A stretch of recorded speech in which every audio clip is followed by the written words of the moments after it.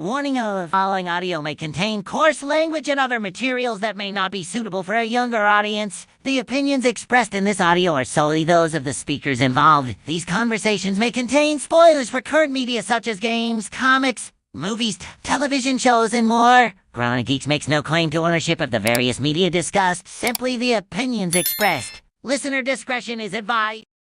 Warning: the following audio.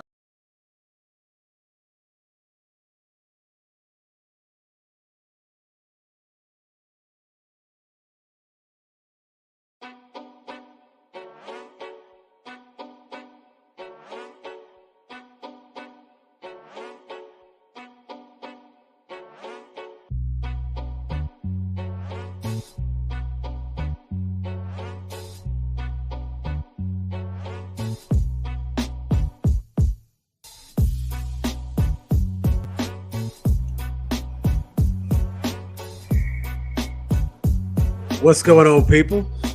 How's everybody doing this evening? This is Weigh In Wednesday. We are Grown A Geeks. You are awesome for being here. What's going on, man? Do you What's up? Hop in the last minute? I could have started 5 minutes ago if I know you was launch. I was like, I put it up. I normally wait for him to hop in. I'm stuck on Starfield right now. Starfield. I'm lucky I wanted to do this show. Yeah, new Xbox game. Well, a new game came out called Starfield, and it's turning out to be a pretty popular title. It's been in development for a very long time, and I'm having a ton of fun playing it.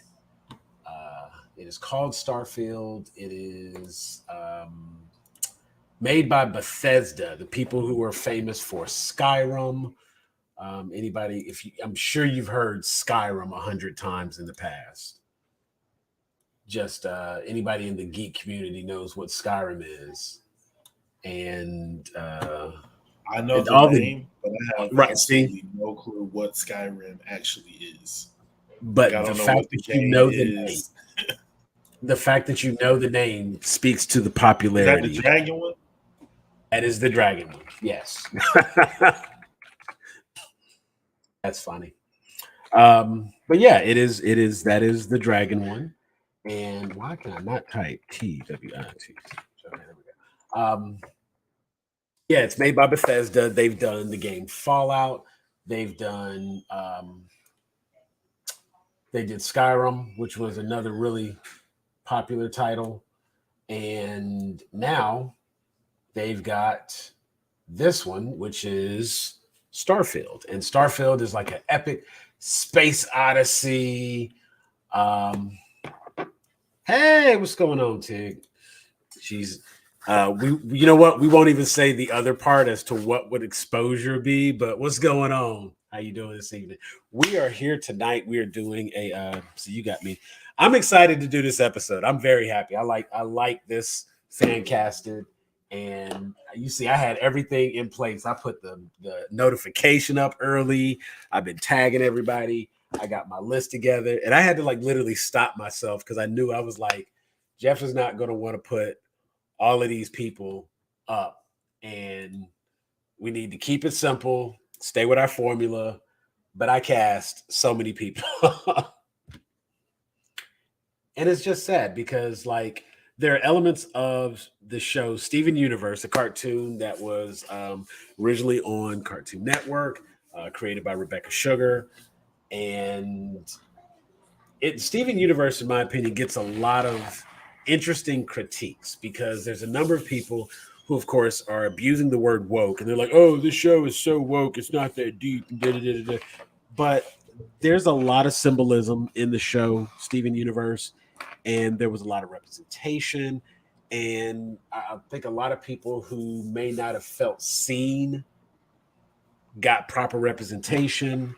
And it's just a heartwarming show. You've got a little bit of action. You've got a lot of comedy. The art style had to grow on me, but it grew on me as they improved their art. Season 1, a little rough. little rough with season 1. Like you look at the pilot and then you look at like Steven Universe Future, and it's like these are not the same.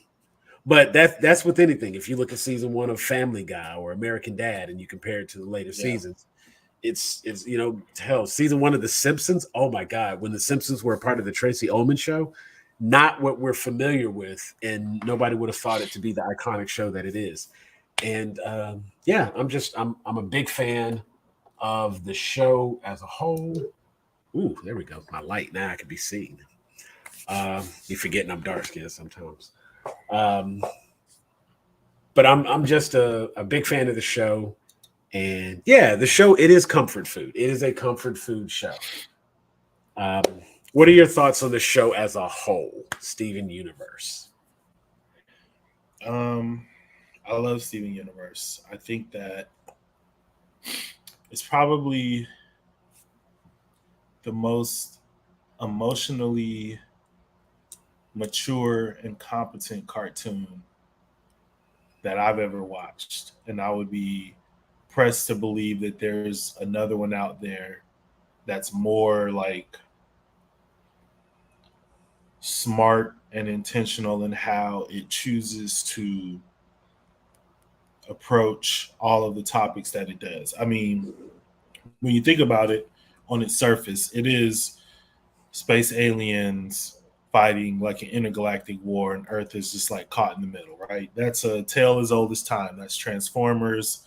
That's so many of the old like cartoons from when we were kids and when you were kids that are just like, yeah, 1 or 2 seasons and you never really hear about it again. And then like your dad's talking about Skyhawks or some weird thing like that.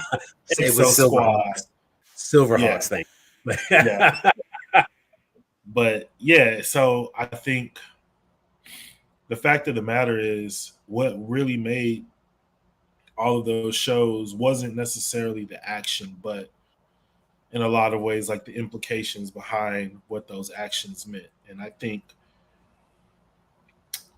the fact that this show gets the criticism that it does from certain people only speaks really to like their own deficiencies emotionally, because we can get, and that's not including the people who are just like, I hate it because it's women and I hate it because it's gay or queer, and it's like clearly like there is that symbolism in there, but they're aliens who form a completely different being. Like all of them, they're not even from this planet. So the fact that you're designating them with any gender at all is more about you than it is about the show. They're aliens, so I will say at no point in the show, at no point in the show do they ever designate any of the crystal gems to be women.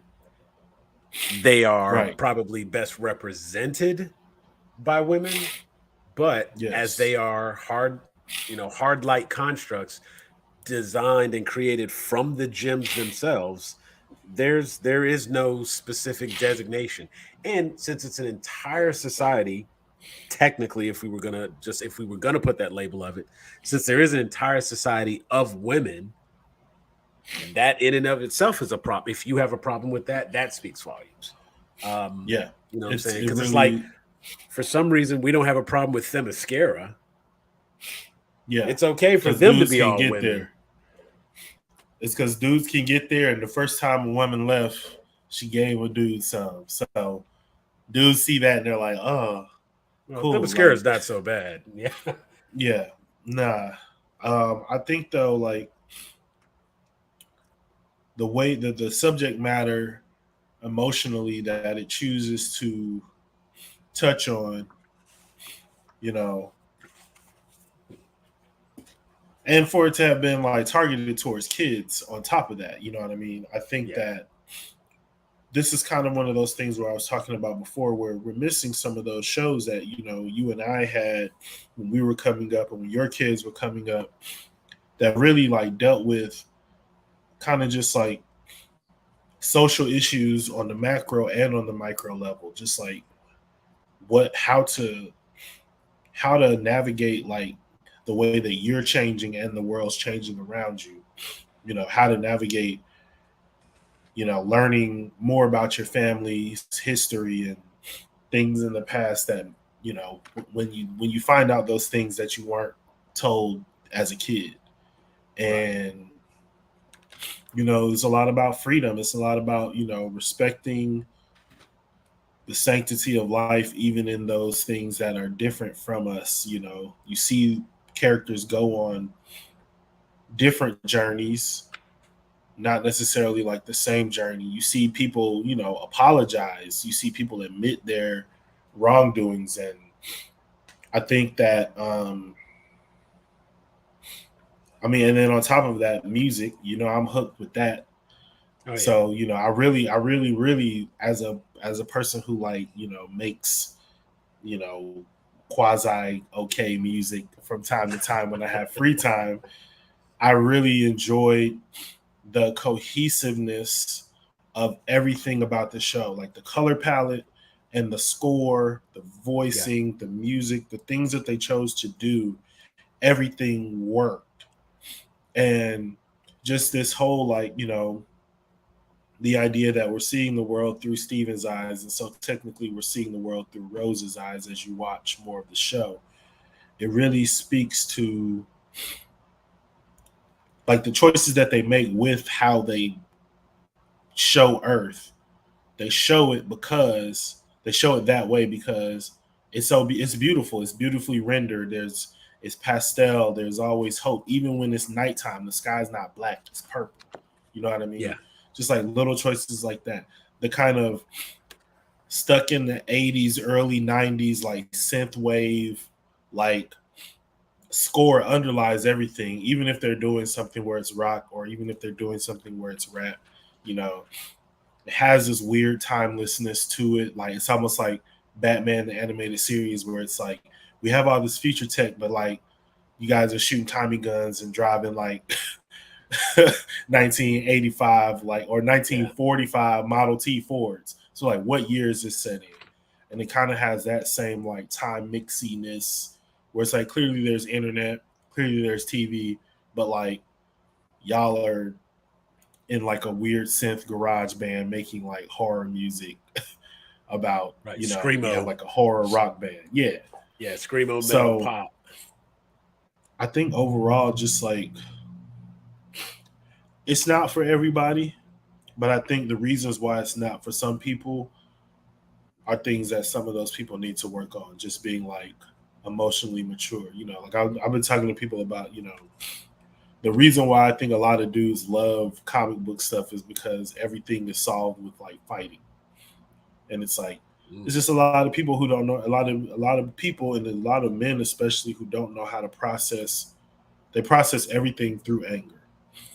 Even when they're happy, it's yelling, chest bumping. So it's you see something like Steven Universe and people just processing things in vastly different ways because they're not from this planet. And I think it shines a microscope on I think just the way anything with aliens, I think is always going to kind of put a microscope on why things are on Earth the way they are, because you're going to have this cast of characters that's just why. It's like having kids. Kids are always going to be well, why do we have to do it like that? And so eventually you just get to a place where it's well, why are we doing it? Yeah, I would definitely say anybody that, if you get through the first, and again, there is some animation issues in the first season, as I believe, it was clearly low budget and they were taking a chance with it. And once it got to production, they got some money behind it. That cleaned up so nicely. So I would definitely say, be a little bit more forgiving. But even in the first seasons, focus on the story, focus on what's being said and what you're hearing. Because as Jeff pointed out, one of the big things, this show deals with things. They take heavy issues and they present it in a way that might be a little more relatable for younger viewers. Hell, even some older viewers probably get something out of it by the way it's presented. It's a great analogy for a standard coming of age and conflict resolution. We watched this hybrid kid go through, without ruining anything, we watched this hybrid kid go through his adolescence and into puberty and learn to deal with loss, learn to cope, learn to stand up for yourself, learn to, believe in yourself. Understand that not everybody's going to be your friend.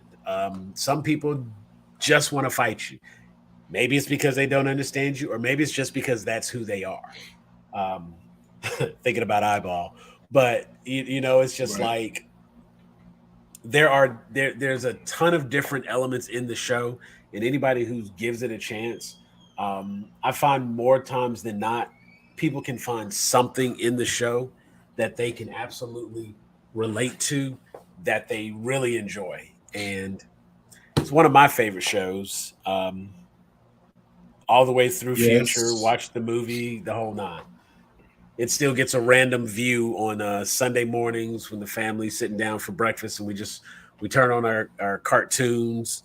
We usually watch a little Craig of the Creek, some Gumball, Steven Universe, some Teen Titans Go. That's just our little I think playlist, and just I think rotates. in my list I got as my third favorite cartoon series Okay. behind Avatar, Last Airbender, and X-Men. And I'm gonna be keeping a buck. X-Men is really there because of nostalgia, not Yeah. necessarily quality. And Yeah. I know enough about myself to know that like it's the one that started it all for me, and I'm just always gonna have that space for it. But in terms of like telling a cohesive story beginning to end, you know, even in those down moments, even in those side missions, it's like they never lost the plot. They always knew it was about advancing this other thing that's going on. And we're always going to come back to like the larger story, which is, you know, why did Rose make the choice that she made, which, led to everything that we're seeing in the story. So I just think, well done in terms of storytelling first and foremost, you know, because I do think that there are shows and there are things where, sometimes the message can cloud the storytelling to a degree, right?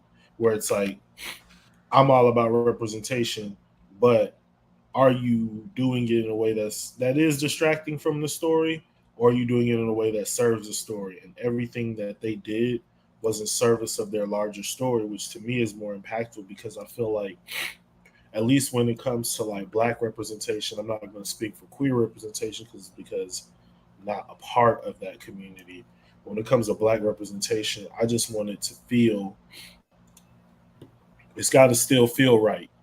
You know what I mean? Authentic. It's got Yeah. to, yeah, it can't just be like this black person is on this show, but they're not doing and saying or reacting to anything the way any black person who I would have ever met would react to things. Right.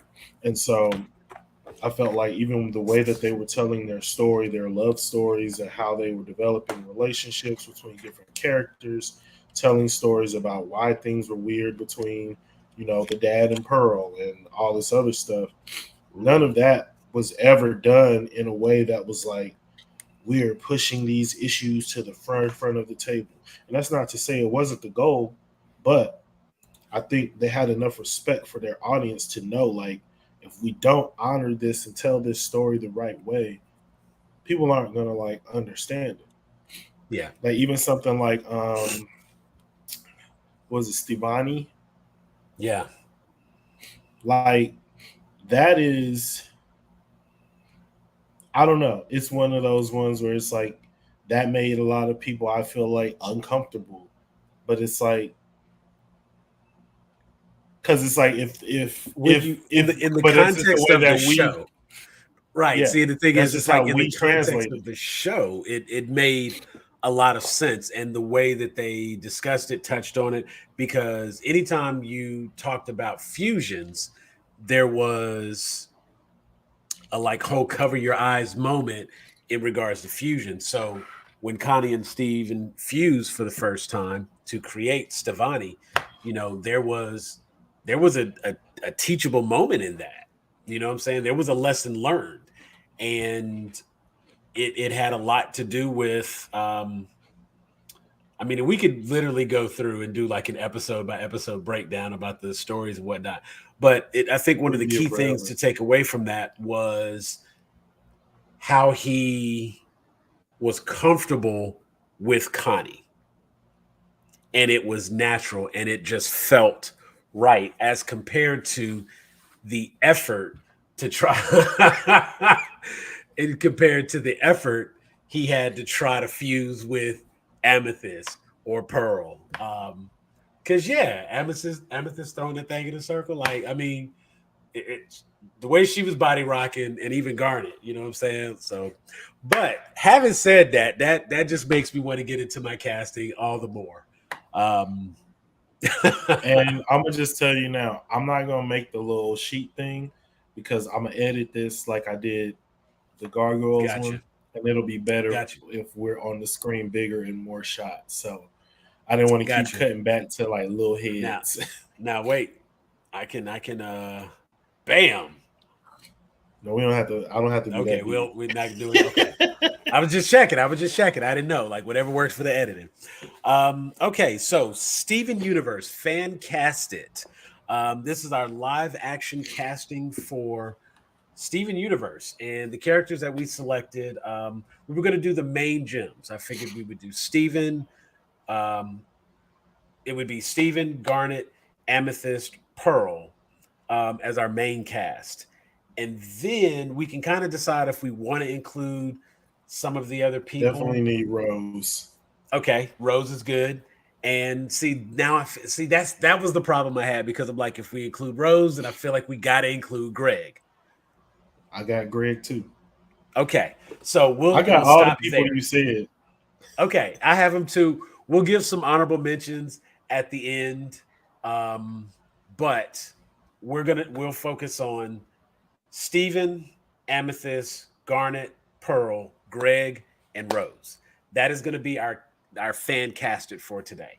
And then beyond that, we also were able to adequately cast Yellow, Blue, and White Diamond, Peridot, Lapis, and Bismuth. Just because, why not? Get all the gems and honorary gems.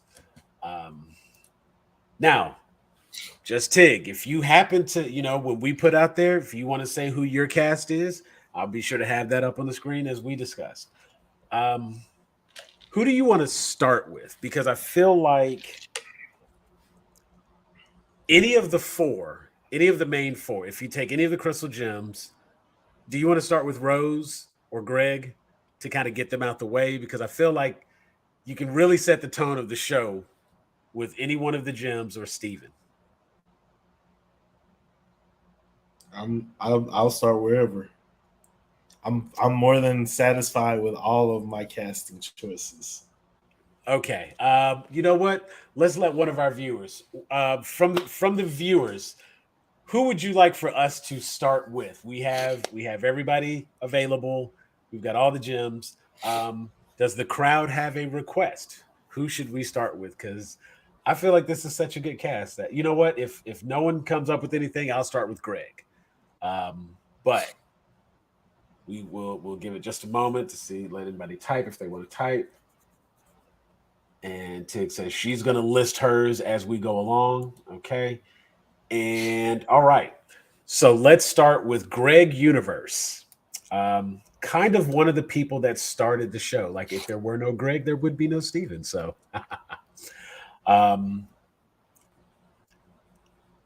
for me, there was only one person I could actually see in this role. In my mind, I needed somebody who could rock. But I needed somebody that could be believable, but had to be good with kids. See where I'm going with this?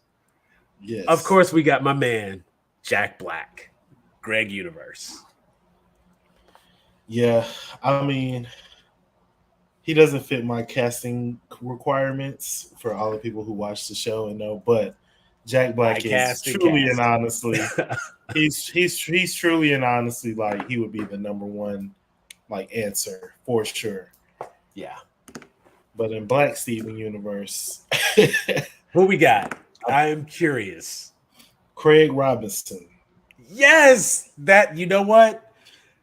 Absolutely, absolutely. And he would definitely, and I could definitely see him even with like the cul-de-sac mullet. Like he would just Yeah, wear it just off the strength, and I- he he would would do. kill the singing. He would do fantastic. I love Craig Robinson as Greg Universe. That works. That absolutely works. That is a great pick. Like that's if Jack Black is too busy shooting Jumanji 4 or Right, 5 or whatever they'll be on at that right. point. Whatever number they're up to.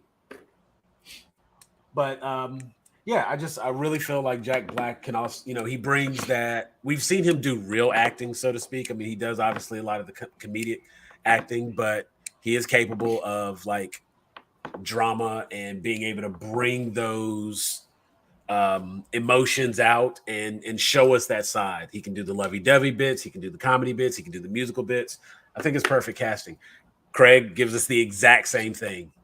A Yeah, fantastic choice. Yeah, just in fantastic chocolate. choice. Yeah, chocolate version. It works so well. Um, Now, I cast it based on the characters with Rose. Looking at Rose Quartz. No spoilers. Wait, did you put Tiggs? Did you put Tiggs up?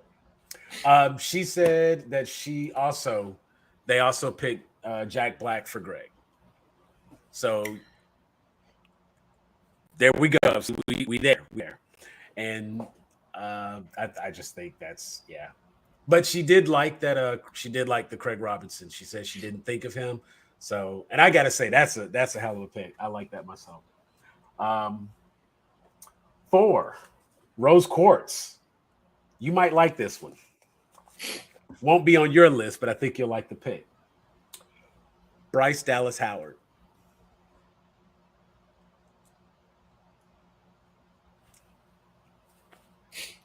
I just feel that she's gonna bring, and only because like it stands out of my mind because I just watched Black Mirror again the other day, and when I think of her from Nosedive, she's got the red hair, she's got the perpetual bubbliness, whatnot. If you put that big poofy hair on her head, I think it works.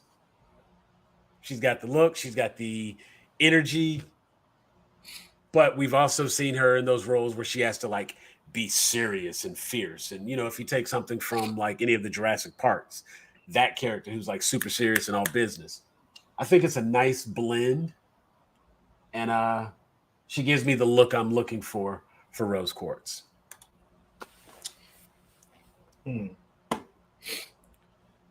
That's interesting because it's like I'm also because I feel like maybe I just haven't seen her in enough like non-Jurassic Park stuff. But she always feels so frantic and borderline neurotic to me that it would be interesting to see if she could bring like the calm energy of Rose. Because like Rose is almost calm to a point where it's like annoying. Yeah. You know what I'm saying? She like and that's kind of where I got my pick from. Not that she's annoying, but like she kind of has that she got that Very earthy stoic vibe demeanor. already. Okay. Not even that, more just like she the kind of person where it's like if you was chilling and a butterfly just like landed on her shoulder, you wouldn't be shocked. Or if y'all was like in the woods and a bird Yeah. just like came to her finger, you'd be like, that makes sense. I picked Rachel True from you might know her from Half and Yeah. Half. You might know her from Half Baked as Mary Yeah. Jane. Most people are going to Craft know her is from The Craft. The black one from The Craft. The Craft But and Half Baked. Yeah, Rachel True. Okay. But she has the hair already, so we know she's got that look. She's all like earthy and shit for real in real life. Yeah. So I could definitely just see her being like, because like in mine, I want to do more just like more with like some of the flashbacks and just really painting that picture of like what did Rose see in Earth that really just made her be like, nah, fuck the planet I'm from. Like this shit is like worth saving and worth investing in. So yeah. I just wanted somebody who I feel like was already kind of tapped into that energy already. because that's the energy that I get from Rose. I think in terms of looks, she's got the curves definitely to play that role. Yeah, So yeah, I'm with it. I'm with it. Okay, I see, and I think honestly, that's even a good matchup for Craig. Craig Robinson. I think that's a good pairing for those two as well.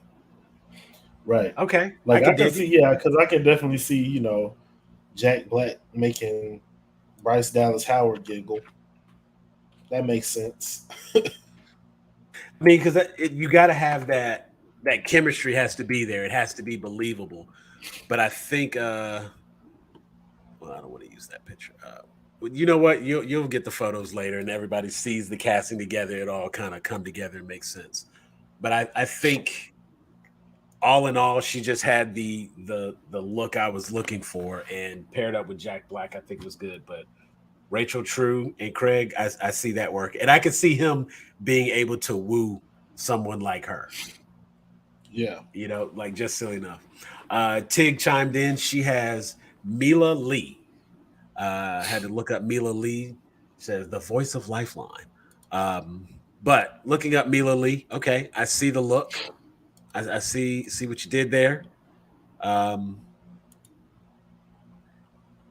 and yeah, that definitely gives me. I can see it. I can absolutely see it.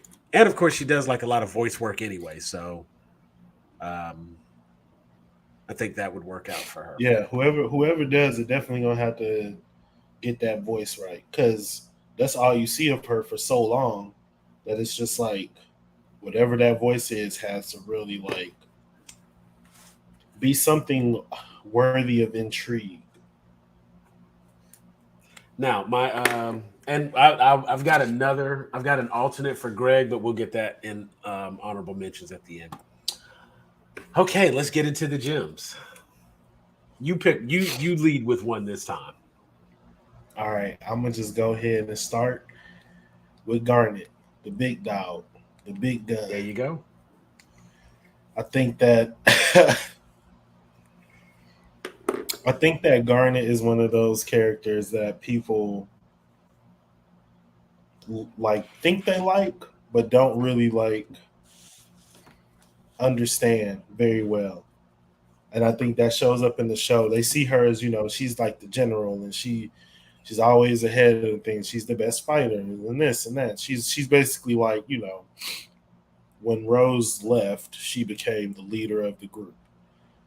So definitely needs somebody who can fight. But Rose is actually very not Rose. Garnet is actually very funny. She has that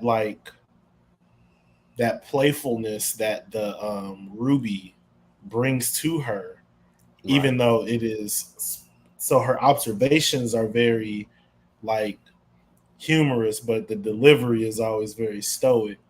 But like to me, she's one of the funniest characters on the show because she just sees through all the BS and just calls everything for what it is. She's already in a relationship with herself. She don't need nobody else. So she just, does things differently. She has the motherly side to her. She does have like that softer side. So I wanted somebody who I've seen, have the acting chops, but I really wanted somebody who I saw more as a comedic actress because I would want them to play this role in a way where you are getting into like a bit the same way you would get into a comedic character like an Ace Ventura.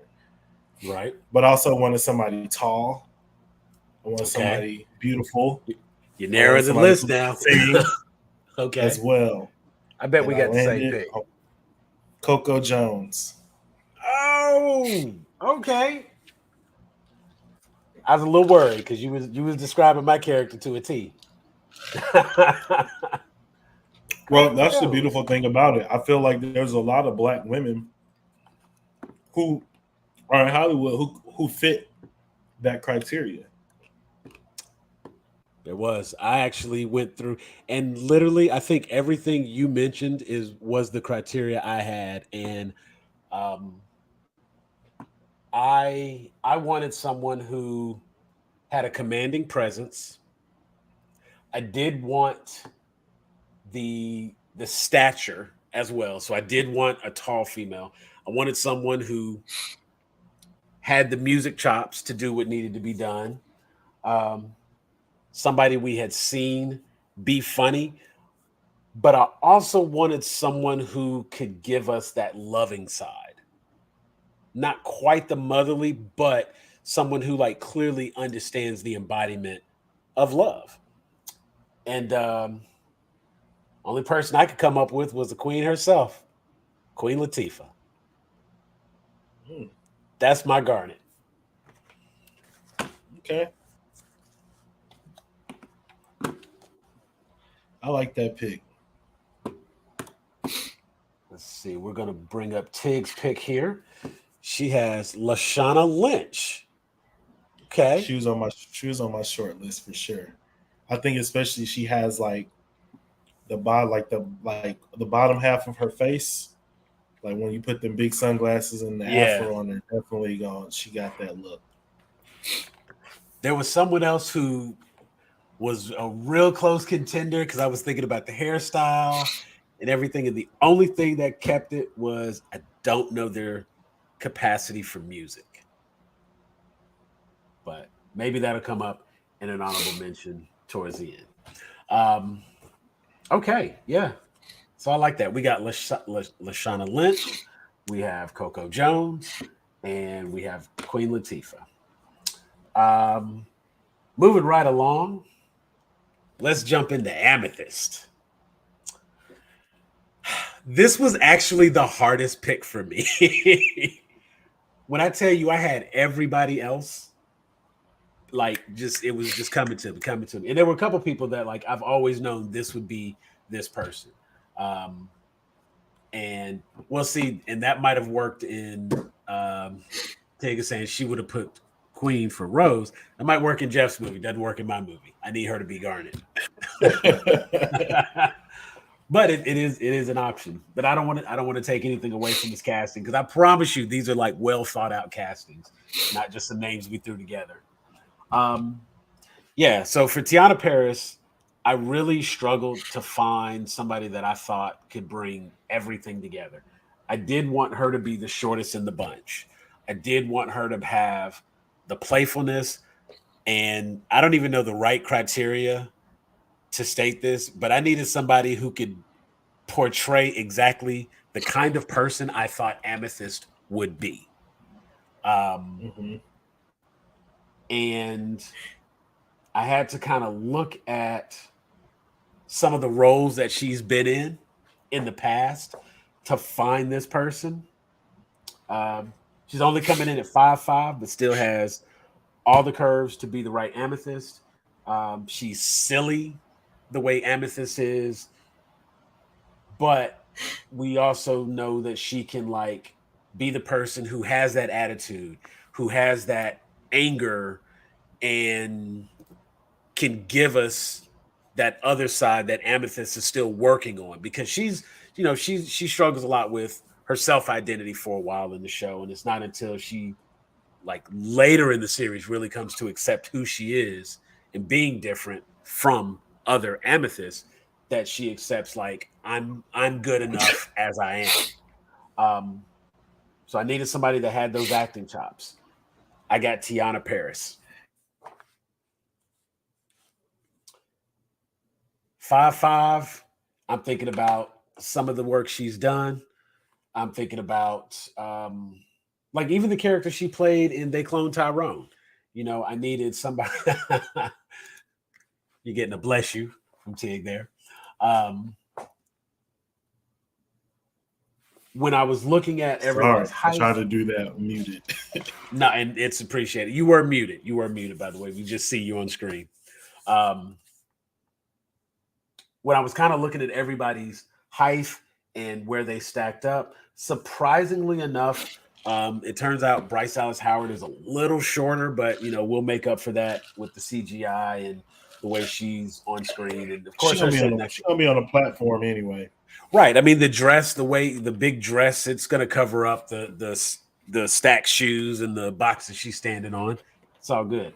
Um, but Tiana Paris, like I said, when we saw they cloned Tyrone, I need a character like that is multi-layered and can be both sides, because we're going to see the progression of Amethyst throughout. You know what I'm saying? She's going to start off here, and by the end of the series, she's going to be here. And I think Tiana can give us all of that. And just having seen her in WandaVision, we see that she can play those different versions of the same character, you know, and I think that was something that's going to be necessary for this. But Amethyst was my hardest pick, and I'm very happy with the selection, Tiana Paris. Give him a second to catch his breath. He's muted. First of all, thank you for the bless you from Tig. I appreciate that.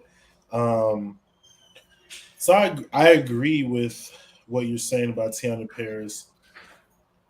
I wonder, I'm going to just say this because I don't want certain subsections of the community to come after you for not having someone closer to Amethyst's size, width-wise, playing the role. Like Tiana Paris is, she's curvy, but she's still petite. But I feel like with all the other acting and stuff, yes, 100%, she's on board. I feel like Amethyst was my hardest too, because I was trying to, like, I had one person in mind. Obviously, she's in a little hot water right now, so we're going to keep that away from the production. But I thought also, just in terms of age, Amethyst is the youngest. So I wanted someone, and also, you know, once you start off with, you know, Coco Jones as your Garnet, you need somebody who at least is going to come across as like younger than that. So mine, she's like a fairly young actress. She's been in a few things. Her name's Alicia Pasquale Pena. She was in the reboot of Saved by the Bell that got canceled after 2 seasons. That was actually fairly good. But so in that show, she plays a girl who, and she ends up going out and playing for like the football team. And she's like the first girl to play football for Bayside or whatever. So just in that role, you kind of saw her toughness. She really has like she has an edge to her. She's on the show The Neighborhood with Cedric the Entertainer. She kind of, you know, has like a little smart, sassy mouth on that show. So I figured if you can go back and forth with Cedric the Entertainer, you don't have no problem with, like, you know, the little quips that you're going to have to give you to play a role like Amethyst, because she kind of has to be high energy. She's got to be the bull in the china shop, essentially, with like the other two as the bull tamers. So I definitely wanted, you know, somebody who had that young energy, and yeah, that's what I went with. Okay. I'm looking her up and I'm like, okay, I can see it. Yeah, I'm with you. We have Tig chimed in. Nicole Byer for Amethyst. She'd be a great choice. Yeah, I could actually see that. Rest in peace to Grand Crew. It's a great show. Deserved better. I'm laughing at I refused to hire Awkwafina. There was never a thought to hire Awkwafina. That's not a thought you ever gonna have to worry about on this show. Yeah, that wasn't a thought. But yeah, Nicole Byer, she's funny. Like, she's funny. Oh funny. Yeah, she's crazy. Let's see. We got definitely Garnet material, can sing and fight. Yeah. Yep. Which one were you referring to there, Venom?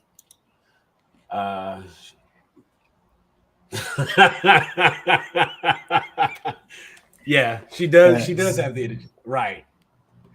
Absolutely. Um, and you know what's funny? I was going through all the comedy castings and whatnot, and like the HBO show Black Girl Sketch Comedy Show. Yeah. I was like trying to find roles for everybody there, and yeah, I was Yeah, I looking love forward. that show. That show was great. So now this will be a fun one. Pearl. Here we go with Pearl. Boom, boom, boom. I All know right, this the one now this the one you wanted, one you thought I was gonna be stumped on. not that I thought you were going to be stumped. I don't know. I just have like such a definite opinion of Pearl, and I won't say that I don't like the character, but She annoying. yeah, you know what I'm saying. So it's not like Pearl is my You know what it anti is? pick. You know what it is about Pearl? They waited too late in the series to like show how she was like emotionally tied up and everything. You had we've just gone through too much with you just being like this crass wet blanket for me now all of a sudden to care. You know what I mean? Like everybody else we saw the Garnet love Yeah. story. We saw the Amethyst like hatched in the kindergarten story.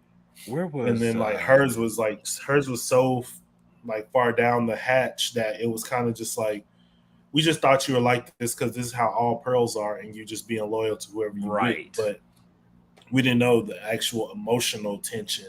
We thought you just thought Greg was annoying because he was a slob and he, you know, was living in a van. But we didn't know y'all was like competing for the same person's affections at some point. You know what I mean? What was the song she had?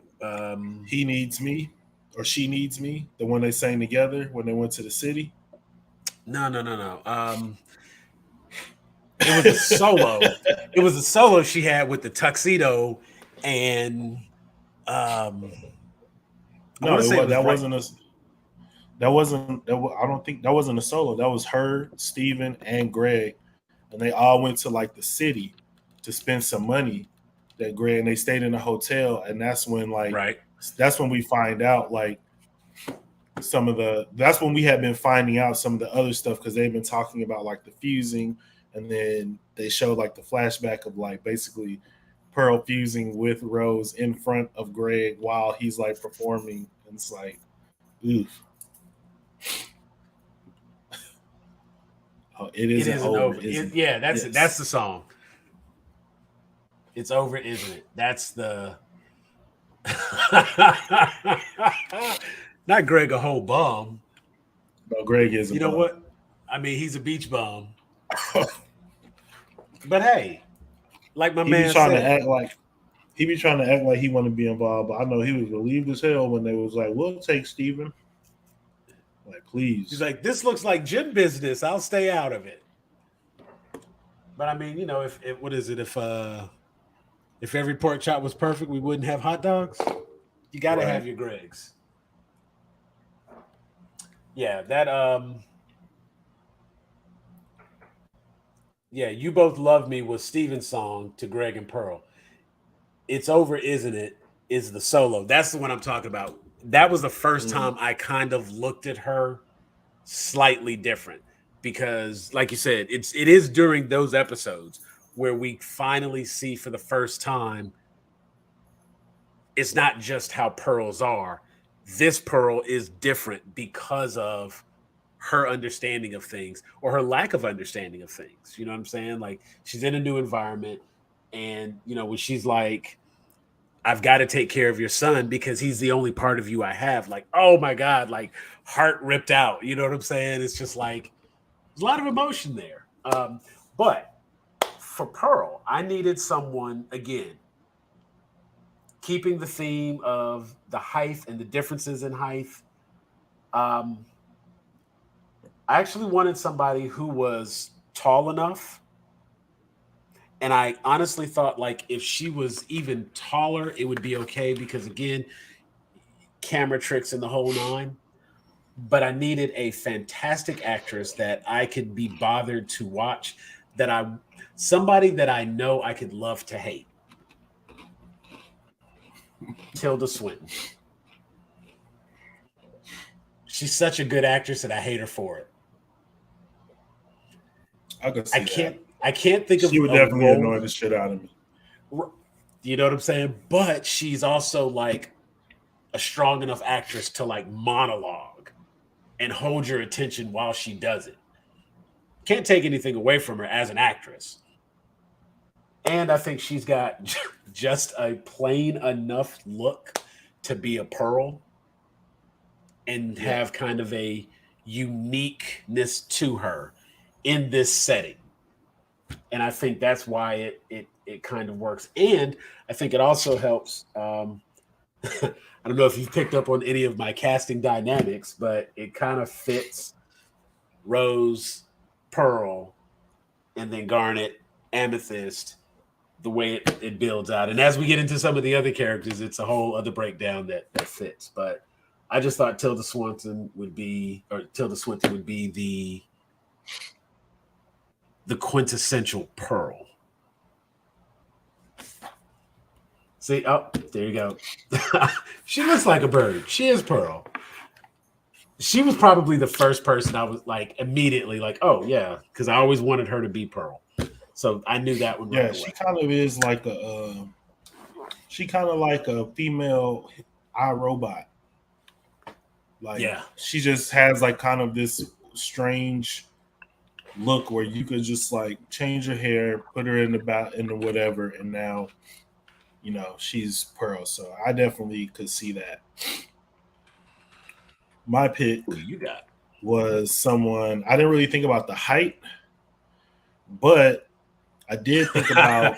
No, he did call her Sunny. He absolutely called her Sunny. Not in a disrespectful way, just more of a descriptive way. I don't want the Swinton Hive to come after me. Right. Yeah, I wanted somebody who kind of has like a this elegant feeling posture. Like, I always think about Pearl as like a ballerina type, and you know, I really wanted somebody also who I needed them to look good with kind of like that short hair look.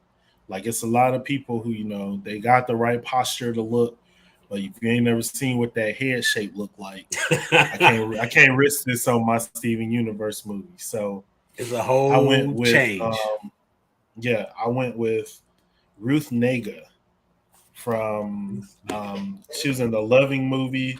She was in the Netflix movie Passing about the black lady who was pretending to be white with Tessa Thompson. And okay. She was for anybody who watched Agents of S.H.I.E.L.D. like I did, she was one of the women who she was like one of the first Inhumans that we meet in the not in Inhumans, in Agents of S.H.I.E.L.D. She's like one of the first Inhumans that we meet in Agents of S.H.I.E.L.D. So yeah, I feel like she just had that kind of like, she could be like kind of that snooty, stuck up, you know, just do whatever you did in the movie where you were pretending to be white around a bunch of black people. Like, just bring that to the table, and I think we'd be all good. But yeah, and I think, you know, in terms of just like age-wise, I didn't really think like, you know, age mattered for the Pearl character as much, because she could have been any age, because all she was doing was just like serving people. So yeah, I think with her it was just a matter of like, she has the right look, and even like what you were saying, you know, complexion wise, I am, you know, kind of thinking along those terms as well. And I think having a fair skinned actress in that role makes sense to play a character named Pearl. So yeah, and I'm looking at her here. I think that's a good pick. I think that's a really good pick. She if just going by the images that Google immediately gives me, She looks like she could be like you said. She pulls off the short hair very well, Yes. and I think having her stand next to the rest of your cast, it definitely leans into yeah. It's a good look. Cute too. Um, okay. So we've got. Let's get this Roxy. Our little mascot. She's getting excited about stuff. So Tig, they have two because it is Tig and her husband. Zendaya for Pearl, Naomi Scott. Zendaya, yeah, I could see. I'm gonna have to compile your list, Tig, at the end of the show. I'm gonna have to look at all of your casts and put them together. But yeah, I could see Zendaya. I mean, not that she necessarily needs work; she gonna get work, but Right. yeah, I would absolutely bring her on for this because it'll definitely bring some other faces in. I like Naomi Scott. Okay, yeah, I'm looking here. I'm like, okay, I see. I feel like she's a good actress, but she's had like weird breaks. It's like, yeah, Aladdin did good, but did people like it? I personally liked the Charlie's Angels reboot that she was in, but apparently, people just decided to hate it for whatever reason. So, Kristen Stewart was in it, so I can't like it for yeah, that reason. Yeah, and honestly, I feel like that's what happened a lot of for that movie. It was immediately like. Plus, I think when it came out, 2019, people were still like in the, oh my god, are they rebooting that already? And so it was fighting an uphill battle to start. they should have made it a show.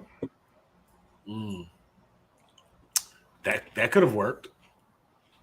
It could have worked. And I'm looking now at Ella Balinska, and I'm like, you know what? Maybe she could. I'll find a role for her. We'll put her in something. Just looking through the cast, and like maybe there's a role she could play. She could be something. Yeah. Okay, and she's a little parakeet too. Exactly. Okay, so yeah, he was saying that Lashana Dark Venom came on. He said that Lashana was a good pick for the Garnet character. Got it. So that is our main cast. We've got no, it's not. that is all of our gems. Now we got Steven himself. This was my hardest casting. This was my second hardest. This was actually the last person that I cast. And I had to kind of look at everything together to see if this would work. I will say that the very first thing I did was I looked at the option to just bring Zach Callison in just for simplicity's sake. But I also felt like going with Zach was a bit of a cop-out. And I did not know if he was going to work. I actually watched some stuff he did live action just to compare it. There's a video on YouTube that he and the girl who does the voice for Connie, they did a short on YouTube. I think it's called The Messengers. And watch that. And Steven Universe said a bad word.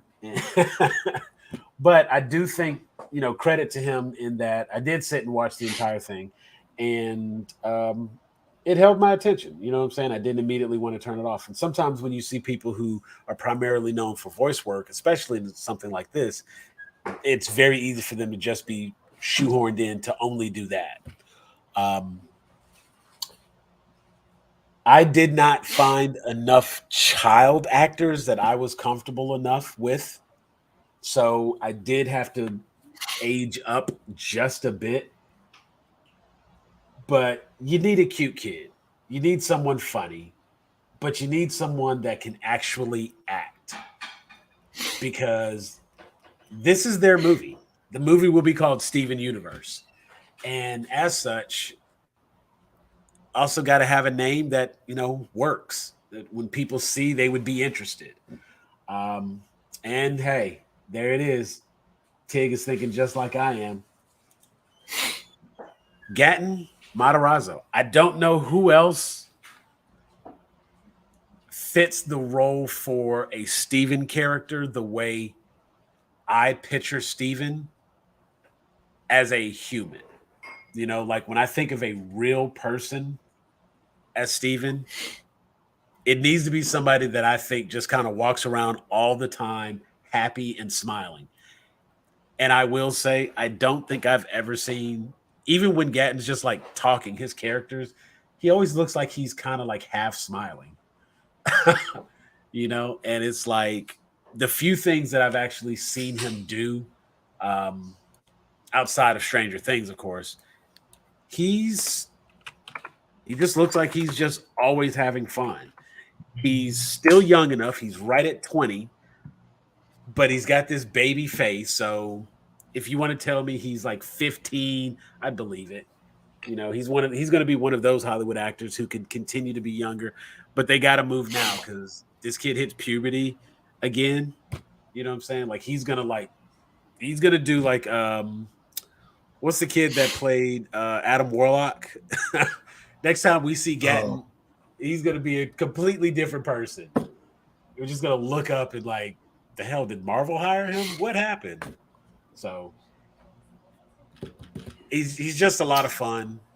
I think he'll be great for this role. And I think with the cast that we have, he's got enough people to carry scenes when he can't. But I think he could do a pretty good job on his own.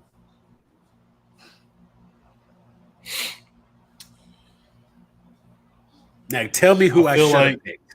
I'm not gonna tell you. No, I mean, I feel like that's a sound choice, and I think considering who your Rose and who your I can definitely see like him popping out of Jack Black and Bryce. Right. I mean? Just the thought of those two on screen together, like father son, that to me that works. So my pick was my last pick. And the only reason I figured it out is because I started watching One Piece on Netflix, a live action series. Okay. And, obviously the main character for people who actually know about One Piece, which is not me, so I don't know why I'm about to start explaining it, but Luffy. you know. He's like overly optimistic character. And, obviously the show follows the more adult Luffy, but there are like cuts to young Luffy when he's a little boy and wanting to be a pirate and learning about different lessons. So the actor who plays young Luffy is Colton Osirio. I picked him to be my Steven because I am not going to really age down. So I did want somebody who was a child actor. I think I've seen enough of him to kind of see that optimism. He kind of has that same face as Gaten as well, where it's just like I see the smiley face. Yeah. He's got the curly hair, so that'll work for Steven. And I can see this baby popping out of Craig Robinson and Rachel True. So yeah. I mean that's definitely Rachel True hair. Right. Yeah. And I think just like in watching his performance so far in One Piece, he does the happy, but he also does the emotional scenes very well. There's a scene that I won't talk about a spoil, but something emotional happens to him, traumatic happens to him, and I think just the choices that he makes as an actor in those moments to convey his different emotions.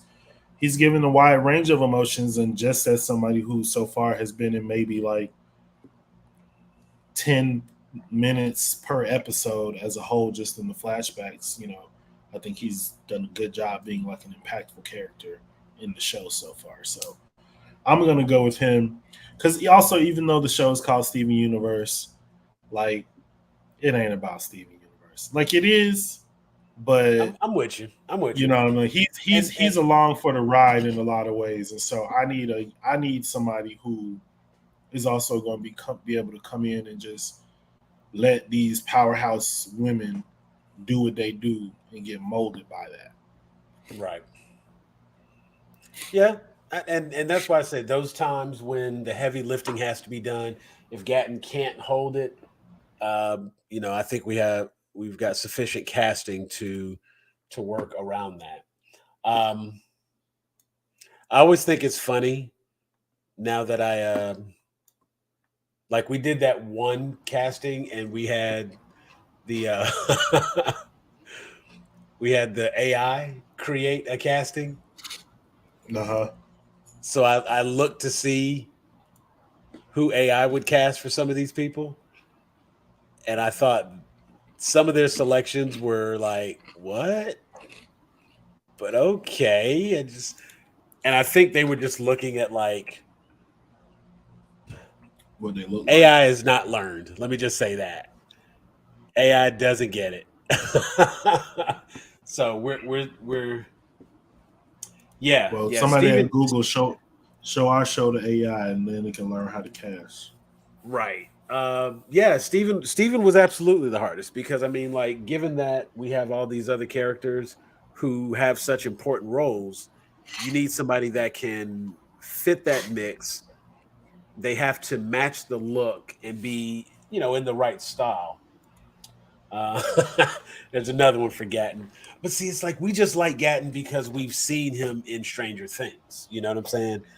If he's not a part of this, if he himself is not a fan of Steven Universe, that concerns me how well he would then do in the role. I think he's a great actor, but I feel like him as a person, because he did like a lot of interviews during the time that Stranger Things was big and they were promoting the seasons. And even when they were younger and we would see him in the interviews, he always looked like the funny one who was probably joking around playing pranks, that sort of thing. The AI said Finn Wolfhard should have been Steven. And I was like, yeah, AI is stupid. Right. AI is stupid. I would immediately not like that movie because it would just be uber depressing right from jump. Like Steven would be stuck in one stage and it just wouldn't work.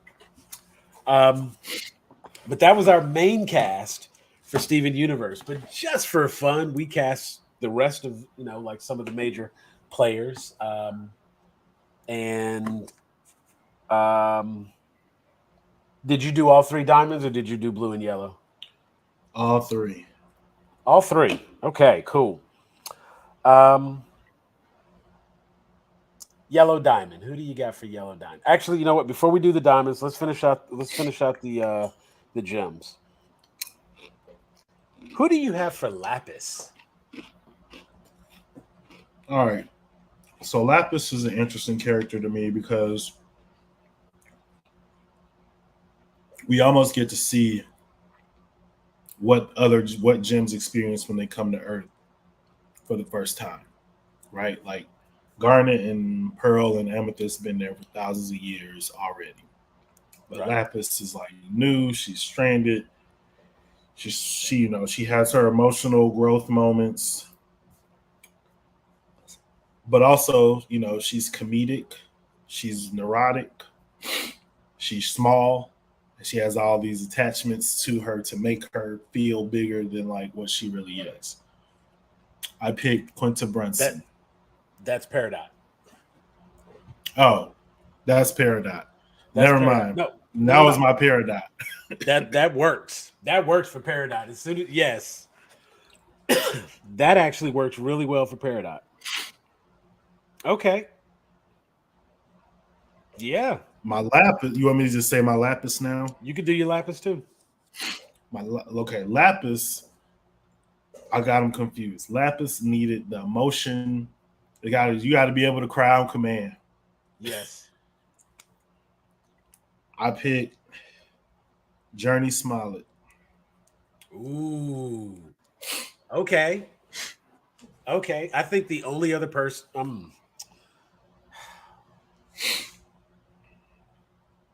I think for your casting in place of Journey. Well, no, I think no. Journey works. Journey works. I was about to say I would probably even go with Storm Reed for her. but I think the age difference there, Yeah, Journey, yeah, I wanted somebody a little older, and I wanted somebody who could convey being having been hurt before. yeah, yeah, yeah. Journey works absolutely. I like that pick. Um, so my Lapis, I thought this would be a lot of fun, given the energy that a lot of the other cast is going to bring. And it's funny people like to pick on her, but the girl actually can't act. I wanted somebody who was somewhere in between a depressive state, but can give us that cracked smile every once in a while. Um, but also could convey that fierce fighting capability when necessary. Allergies working you today too, huh? For Lapis, I have Kristen Stewart. And I think Kristen Stewart, she does well with the short haircut. She looks like, well, not looks like, but she gives you the emotions of somebody that's been trapped in a mirror, has a lot of pent up anger and aggression. And I, I, I think everything that people tease Kristen Stewart for makes her perfect for this role. Um, Anytime you see Kristen Stewart in a role that's kind of written for her personality, it works really well. Much like the way we used. Oh, I have to. What is his name now? Um, Robert Pattinson. no, no, no. I wanted to. Um, the actor, um, Elliot Elliot Page. Yeah. Um, Elliot Page, whenever he's been cast in something previously, I always kind of felt like they made the role thinking Elliot would be the person in the role. So even if Right. it seemed kind of off as far as casting, it was always perfect because it looks like the role was always written with Elliot in mind. In this case, I think Lapis is the kind of character that fits a Kristen Stewart, and I think she'd be great for that. My Peridot, I'm gonna reach back over into Stranger Things. I needed somebody with a lot of high energy, somebody who wouldn't be afraid to stand up and call somebody a clod to their face. I did want somebody smaller and somebody who may not be as fully developed in terms of the the gems age wise. Okay. Um, I was like, I was like, I'm gonna wait for you to clear that one up, Sam, before I hop yeah, in. I mean, like essentially, like the same way Amethyst is a younger gem. This is kind of what I picture Peridot being, more of a younger gem. Um, I got Priya Ferguson. She is the little sister from Stranger Things, Erica. I think I think she'd be perfect for this role. She gives me a lot of Erica energy. She seems like Yeah. you would have to bribe her with trinkets and gizmos and gadgets, you know what I'm saying? And she's not going to be as tall as everyone else. Obviously, she's going to be one of the shorter ones. Um, but we've also seen that Priya Ferguson is not afraid to be in front of the camera and still a scene when the opportunity comes up. So I think she would Right. be great for that. Um, Bismuth. Who you got for Bismuth? So for Bismuth, I think across the board, I'm trying to pick people who I've seen do comedic acting. Um, I wanted somebody who definitely fit stature wise, Right. but also like age wise as well. Um, so I picked Leslie Jones from SNL and Okay. Supermarket Sweep. Gotcha. Also, she's a Ghostbuster. take that Yes, from Ghostbusters. Okay. Leslie Jones was actually a Garnet alternate for me. Um, she was a person I did not know what her singing capabilities were. Right. And granted, you could easily just like music somebody. You can do voiceover. Somebody else Nah, could we're not sing. doing that. Right. I mean, No, and no, no, no, we no. don't have to do that is the point. You know what I'm saying? But I feel like I kind of like you having her as Bismuth because I feel like if Bismuth sings, then she's just gonna sing for herself. And it'll be Right. whatever you get is what you get. Um Now I had two for this one. I struggled, but as always, I'm gonna go with my pick. And my pick for Bismuth is Lena Waithe. Um, Lena Waithe, if you recall, she doesn't do as much in terms of acting. Most of her credits are, kind of behind the camera. But if anybody needs a visual, she was in Ready Player One. Um, and that was the first thing that came up for me. And I was looking at that character and I was like, yeah, She that's was in Aziz Ansari's Netflix show. Also, that's where like a lot of people like might know her from. Master I of forget the None. name of it. Yes, Yeah, she was like a big part of that show. So they were like best friends or something like that on the show. And gotcha. she also is the creator of The Shy, which is a show on Showtime. Very good show if you're interested in that kind of thing. Now, in my head, I was just like, I'm still kind of picturing the dreads. She to me, I don't know. When I was looking for that, I was looking at Bismuth, and then I was trying to think in terms of casting. And Lena Waithe was the first person that came to mind, and I stuck with it. And I'm happy with that pick. I'm happy with that pick. Um, I did have an alternate. just to throw it out there, my alternate was um, Uzo Abduba from Udoba. Udoba. Orange is the New Black. She was one of those people that I felt she gave me a lot of the same energy that you would get from a Bismuth. I think she would Wait, be great. Doesn't she voice Bismuth? I do believe she is the voice of Bismuth, which is why I wanted her to be Bismuth. That's what I'm saying. Like that is why I'm like, that's my backup. Because I think that might be one of the times where maybe they may have, They you designed the know, character based on who was doing the voice. Yeah, right. You know what for I'm saying? sure. And so it's like I think it works, and I think it would be great for her to be there. Right. I am aware that she sings Tig, and that's why I was saying like that's why I had to hold off on Leslie just because I don't know her singing capabilities, and I didn't want to hold up production as a result. So if there is a song, it's just going to have to be however Leslie sings the song. I think it would work for a character like Bismuth. It's not going to work for a Garden, and that's kind of where that difference comes in.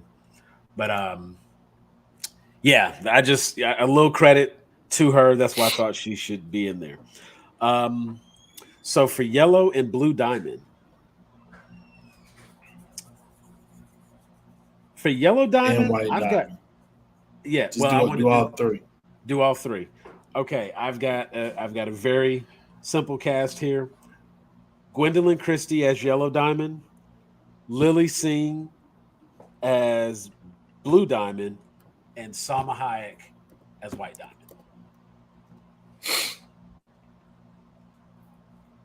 I I can think see all those.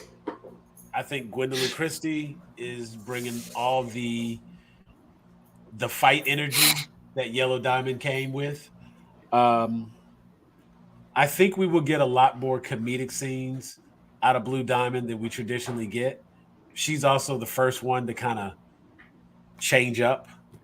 And so I think what we would get out of Lily would work there, because to me she's really funny. I love a lot of her skits and everything. Yeah. And I think she would do well. Plus, she's got the long hair and things like that. So I think she just would give me that look. But White Diamond, just that fierceness. Yeah, that's where Salma Hayek comes in. Just that. I think the only issue is, of course, I've never seen Salma Hayek not have that heavy accent. So we just go have a White Diamond with an accent.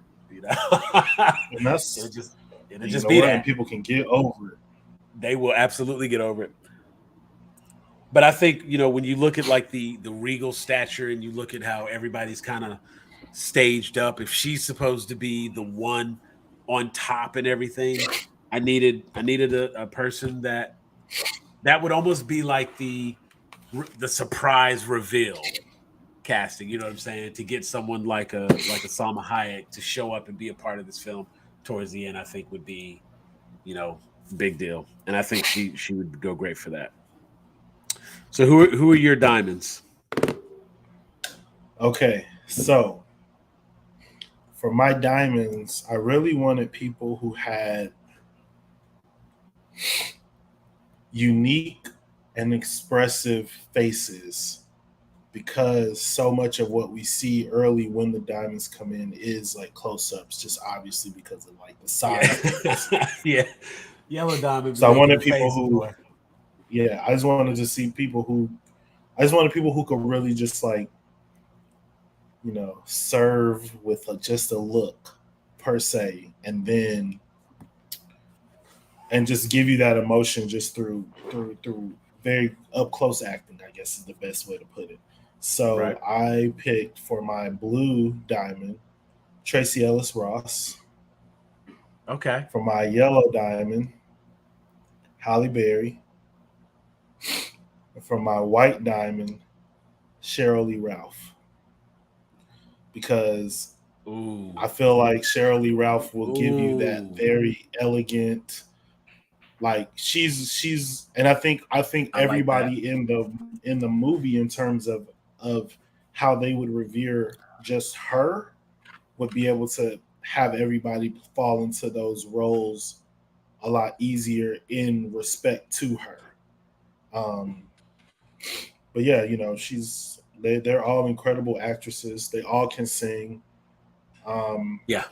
I think Tracy Ellis Ross, just for what she's done in terms of like being basically Hollywood royalty low key, black royalty low key, but just like comedic, like she's constantly has stuff on TV that like, a majority, like a large community of black people have like watched and appreciated on television. And it hasn't really translated to like people giving her a lot of movie roles. Maybe that's by choice.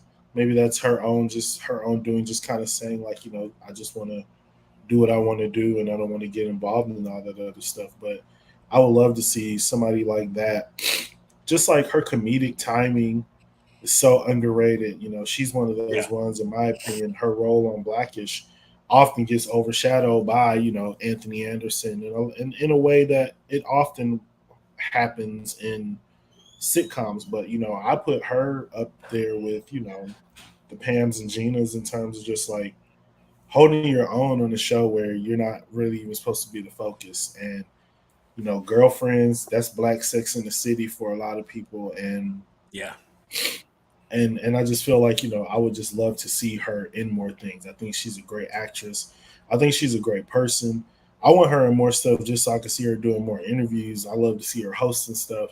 I'm a I don't I want to, and I want to see her in more stuff, because I don't like Girlfriends. It's stressful for me. I don't understand how people who treat each other that way can be friends. But I Right. like her, and I like her acting, and I like her comedic timing. So I definitely watch her more on Blackish. I think with Halle Berry, that choice was really just like on some, who's gonna be able to give you like fierce face work. Like she Yeah. got to be good looking, but also intimidating. She got to be able to wear like, the short hair. I'm thinking about people who can wear these like artistic avant-garde headpieces we gonna be putting on I was people. gonna say that you got the little helmet on, and see, and that was one of the things that came to mind for me with like Gwendolyn Christie versus Lily Singh. Again, I wanted to go a little bit lighter with her character, and I wanted something more comedic for Blue Diamond. Yellow Diamond still needed to be able to present that authority and a little bit of that anger, but I got to be able to see both sides of it. And Gwendolyn Christie surprised me with some of her other work. Like, of course, a lot of people know her from Game of Thrones and whatnot, but when I watched her in Sandman, it was like, oh, baby girl can act. You know what I'm saying? And so it's like, I think she needs an opportunity to do a little bit more. I like the Halle Berry pick. I definitely like the Tracee Ellis Ross pick. That was Sheryl Lee Ralph is like perfect.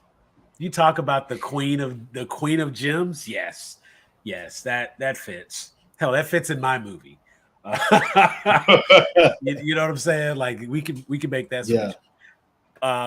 There were a couple other people that I thought of for this as a whole, and that's all I have in terms of casting.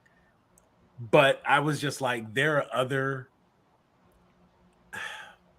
like in the sequel, in the third movie, you know what I'm saying? Like, I want Janelle Monáe in there somewhere. I want Issa Rae in there somewhere. And they could even be like some of the fusions. I wanted Megan Thee Stallion in there somewhere.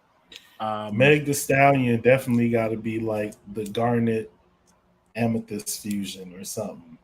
Right. You know what I'm saying? And you know what? Zendaya can be in it, but that's Devani. Actually, you know what? We don't have a Connie. We don't have a Connie. Let me think. Look, I'm gonna just go easy. I'm gonna just make it the girl from Never Have I Ever. Okay. Now, in turn. Oh, well, wait a minute though. Wait a minute. How old is she? Because the only problem with that is your Steven is 21. Your Steven is quite young. But Steven looks younger than Connie. Because remember, Steven ages slower because he's part Jinn. So he's supposed to look younger than Connie. There's like the whole thing where like Connie's like growing up and he still looks like 10 years old. Right. He had to like, he made it a point to like age himself up so he could. Yeah. Okay. That works. I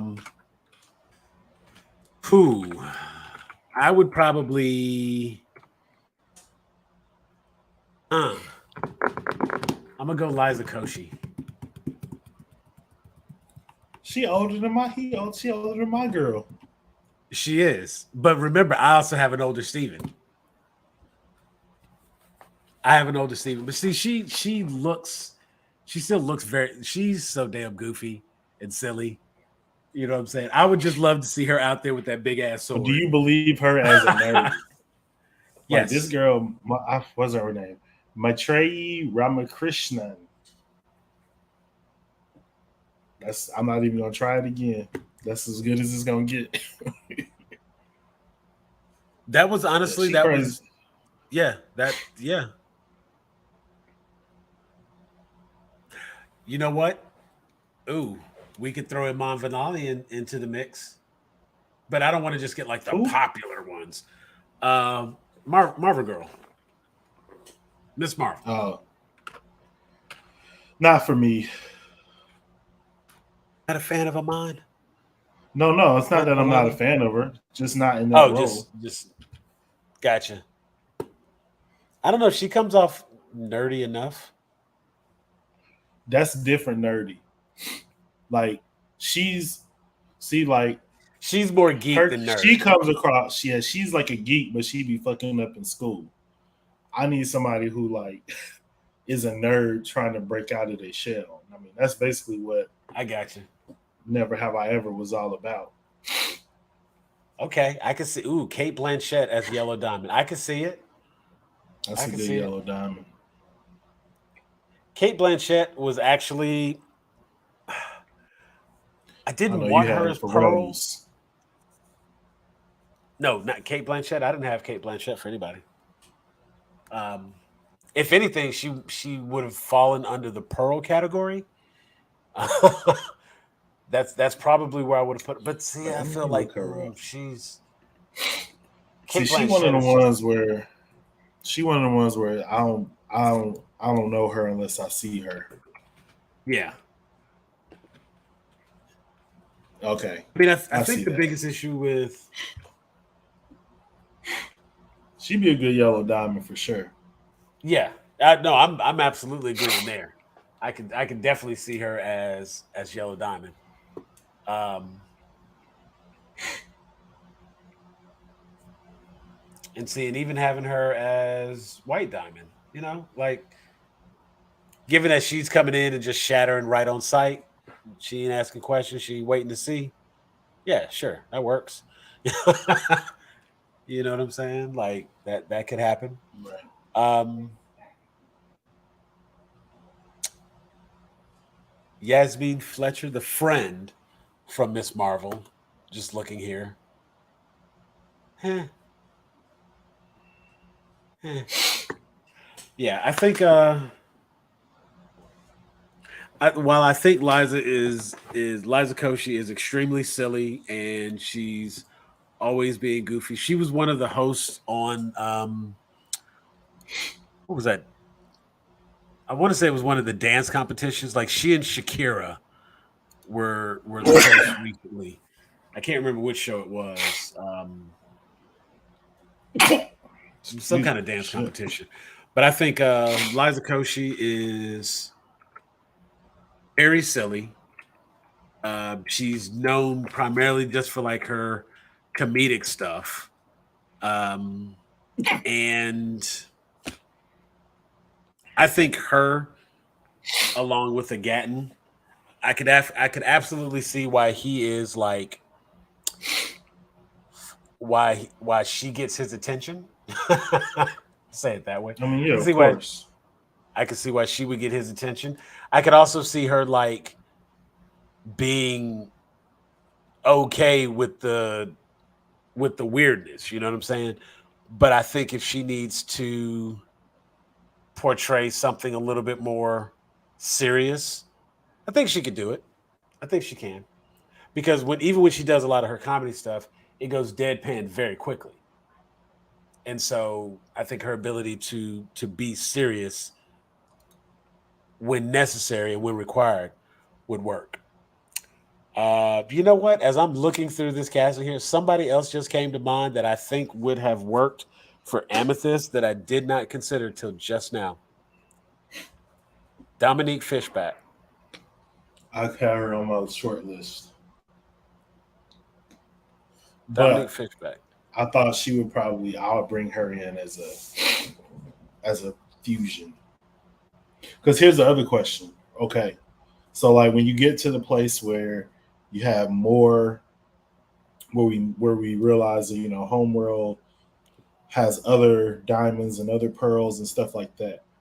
Are you going to like CGI the same actor to play all the pearls, or would you find like similar actors to play, right? Because like let's say whoever we have as Amethyst, well, our Amethyst is Every small diamond has a when we meet pearl. the Gotcha. right. So is every pearl like Ruth Nega, or is it like another pearl is like Zendaya, and another pearl is whoever else that we cast in Hmm. these roles to kind of play, and we could tell by like what they're wearing, but it's almost like they've been customized or whatever.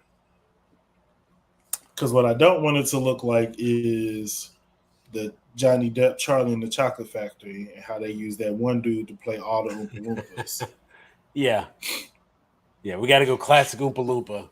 And I mean, honestly, I think it would work if when you have to have multiple gems for a particular, like you said, we're seeing all these amethysts or we're seeing all these pearls.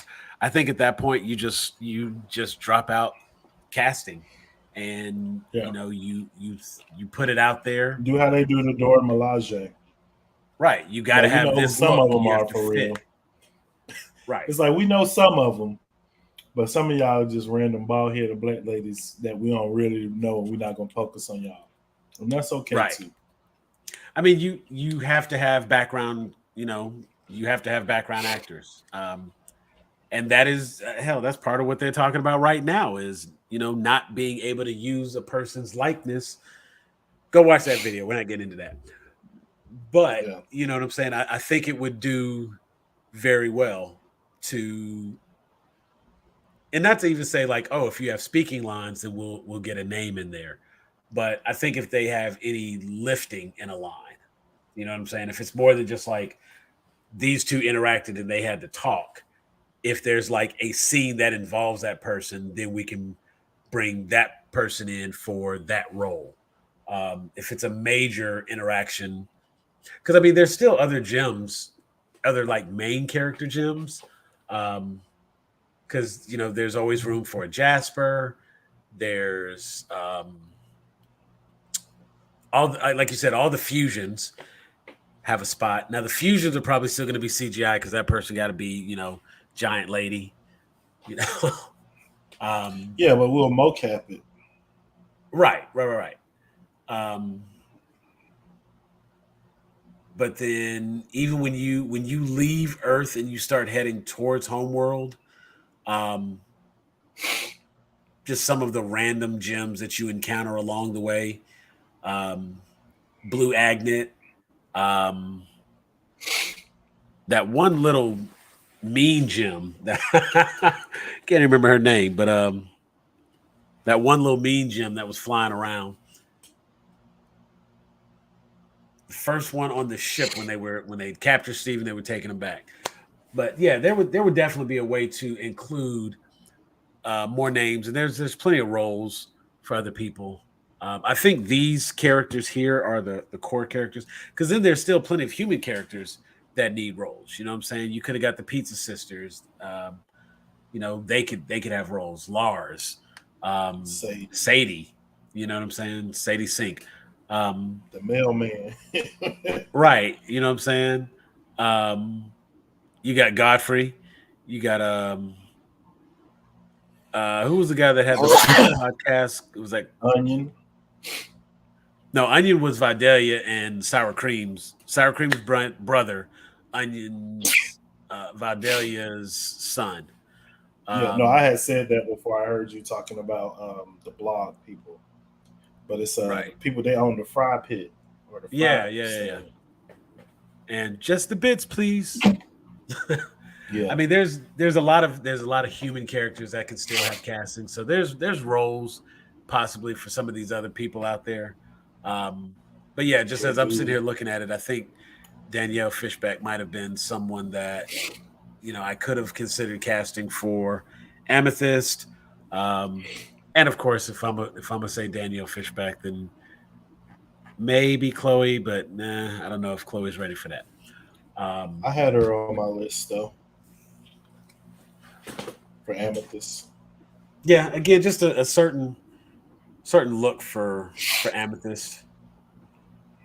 But I also, but like I said, there were just some people that I know I wanted to be a part of it somewhere somehow. Janelle Monae is going to be a fusion. Issa Rae was going to be a fusion, uh, and when I started thinking about some of the Steven fusions, of course, that opened up the box for some of these other random people, and I was like, nah, I'm good. I don't. I want to get there yet. That's a couple movies in. We get to that point, we'll deal with those. Um, but yeah, that's what I got, man.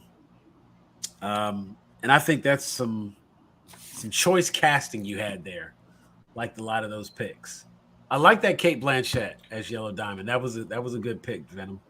Um, Yeah, for sure. Jumping in with that one because I think that one, even over my Gwendolyn Christie, I think Kate Blanchett would give us just enough, even more anger. Whereas I think Gwendolyn Christie has so much more of the look.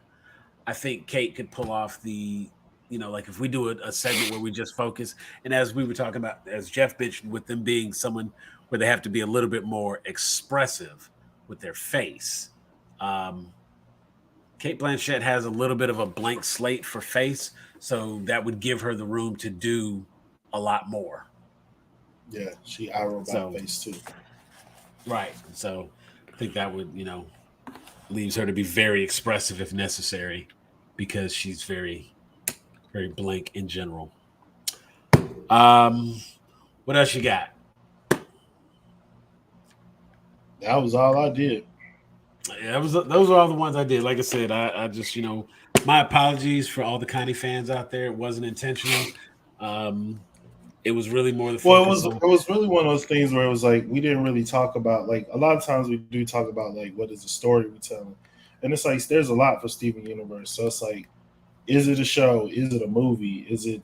But I was just kind of thinking about it in terms of like more generic live action project, because I think Right. if it's a movie, we're not even getting to the diamonds in movie one unless it's just like a post credits cameo, because season one, we don't even know the diamonds really exist outside of No, Rose we don't quartz, which we we don't don't even know. think is a pink diamond at that point. So I Yeah, we think don't even have that for, information. yeah, so I think it really would also just be a matter of like, what is the story that you want to tell? To be honest with you, what I would want to do, because I also don't, I'm not a fan of. I like doing live action versions and concepts of things, but I'm not a fan of like basically trying to take what happened in a cartoon and do a live action version of it. So what I would actually be more interested in is something where it's like Steven is talking to the gems about his mom and they're telling him like stories. And so really we're looking at like flashbacks and we're getting like a lot more context of like what life was like, because it could be like on some Doctor Who type shit for real, where it's like Yep. they lived through all these eras, they lived through all these civilizations and stuff. So it's like every week could be a different story, a different time, a different group of people, where we just Yeah. jumping back and forth through all these things, connecting it to whatever Steven has going on at the present time.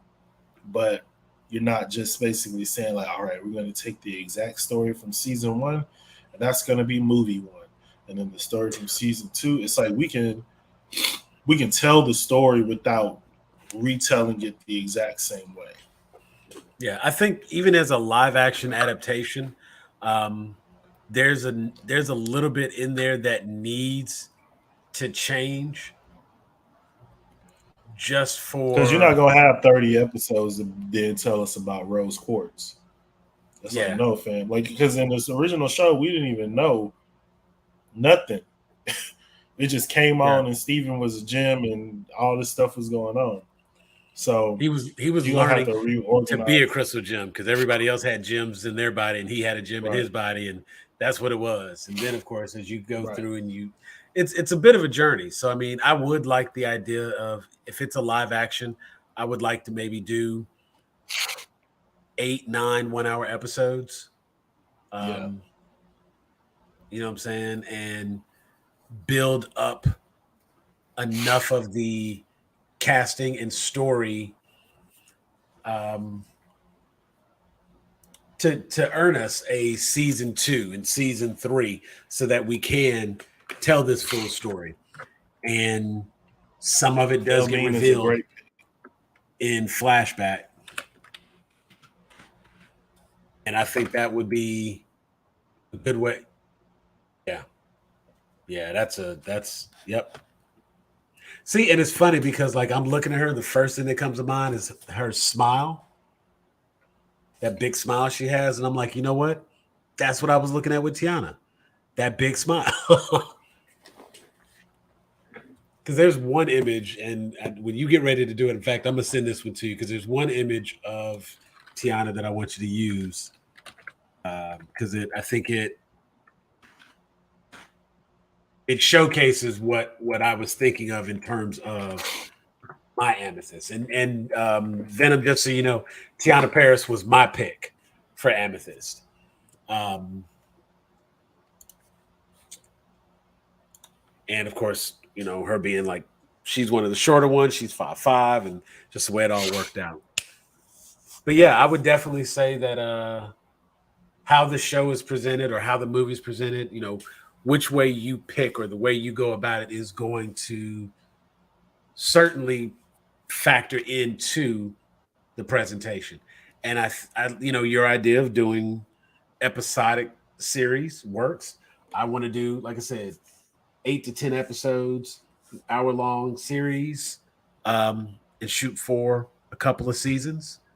But we can address a lot of the various topics that need to be addressed by the end of season one, so we can talk about the diamonds and build up, cover some stuff in a bit of flashback just to like address it, but we'll be a little bit further along. And maybe one of those like intro moments, we're in the middle of a battle and it's something like, hi, I'm Steven Universe. You probably wonder how I got here. Do one of those little corny intros. But yeah, that's my pick, man. That's your pick. If there's nothing else, I think that's gonna do it because I will just start rambling. But I'm gonna get back here on. I'm gonna start getting back on Starfield, man. I've been enjoying it. It's been a while. Like it's been a minute since I had a game that I was able to sit down and play that I enjoyed to the point where it was just like that's what I want to do. But yeah, that Gale B was a good pick. Look at our folks coming through with the casting. So, this has been FanCastIt, Steven Universe. Hope you enjoyed. Be sure to put your cast, your picks down in the comments. Let us know who you think. And as always, like who had the better cast? Who had the better which show would you be more interested in watching? We'll present it that way. I'm not even going to run through what the AI came up with. It was so off. It doesn't even count. They started off with Finn Wolfhard as Steve, and I was like, yeah, this list is garbage. They don't understand. They're just like picking popular names. So, and to be honest with you, not much different than the way a lot of stuff gets casted. There you go. That's probably how they cast some stuff. You know what I'm saying? And that's why we got Scarlett Johansson in some of her roles because popular name got picked. I'm sure that's how Ghost of the Shell came about, but I digress. We enjoyed doing FanCasts. What would our next FanCast be? We got some things on the list. Do we want to go ahead and jump to that X-Men? No, that was one we had talked about. I'm ready. I'm ready when y'all are. I'll do. Do you already have that cast? Anytime, any place. Do you already have that one cast out? Nope. Or is there still some work to be done on it? There's a lot of work to be done. Okay. Well, then I tell you what. Nobody. Since that one was your pick, X-Men was your pick. We'll do that one next. Let me know which characters we need to cast. Steven's Universe is mine too. We could do one of yours. I don't want to hog all the picks, man. I mean, you picked all the best ones in the list, though. Like that's the thing. You put your list out first, and we were both like me and Tyler both like, dang, he got all the good stuff. On my list, I think one of the ones that I had, and they've talked about it for a while. Of course, it's like we're in an area that we're more familiar. I picked some video games, and one of the ones that I wanted to do. Of course, it's been talked about 1,001 times. Nothing's ever happened on it, but Splinter Cell was one that I was very interested in seeing in a live action setting. Problem with Splinter Cell is I don't think it has enough main characters to keep it interesting. That'd be like, doing Halo. You probably have 4, maybe 5 people that can be cast. That's enough for our show, FanCastIt. But on Splinter Cell, there's like 2 main people. You know what I'm saying? Same thing now. Something like a Metal Gear Solid would have more options for a live action casting as it has a larger cast of characters. We did mine. We did Thundercats. So you know what I'm saying? I'm not like behind or anything. What we need is we need to get Ty Butt back on here and let him, pick one of his. Yeah, Ty, stop being a great father to your kids. Come play on the internet with your friends. Right, man. Come hang out. That's what you're supposed to do. But he got a little baby, so I'm gonna give him a pass because he got a little baby. But Yeah, but when that baby grows up, no more excuses. Exactly. Hopefully by that time he'll be on payroll. It'll be all good. Yeah. Putting it out there. And the way that you can make that happen to put him on payroll, put us on payroll. Gotta have my segues, man. Click that QR code there in the corner. You can follow us on everything that we're on social media. I'm Elder Geek Sam. I'm the lead admin for Grown A Geeks. This is my man Jeffrey, jpnt17.com. Be sure to check the website, grab some cool merch. Got some really, really cool merch.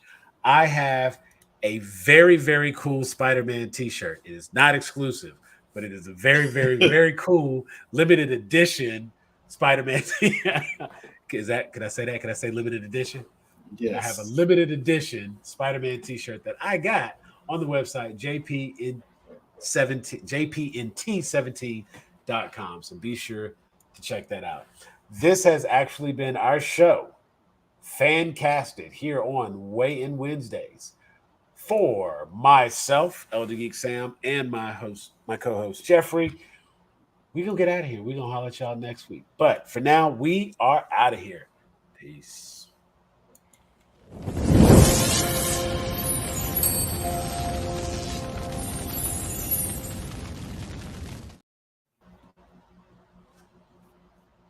Yeah, what I